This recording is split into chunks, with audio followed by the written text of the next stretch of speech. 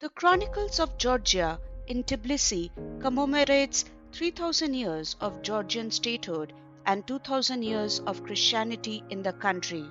The monument sits at the top of a large set of stairs overlooking the northern part of the city from different directions. Today, Ben the Miles will take you around this iconic structure from Georgia. There are 16 pillars that are between 30 to 35 meters tall, and the top half features kings, queens, and heroes, while the bottom part depicts stories from the life of Christ. Beside bronze pillars, there is a grapevine cross of Saint Nino, who first brought Christianity to Georgia, and a chapel.